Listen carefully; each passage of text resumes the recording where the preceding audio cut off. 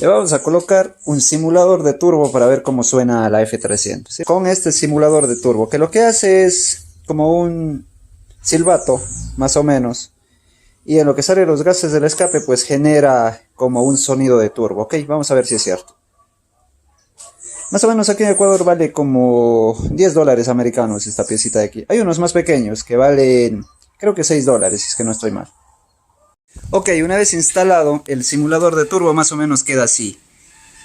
No obstaculiza para nada la salida de los gases de escape, así es que no hay problema. Es un poco grande, pero no obstaculiza. Igual el silenciador es mucho más cerrado todavía, así es que no hay problema.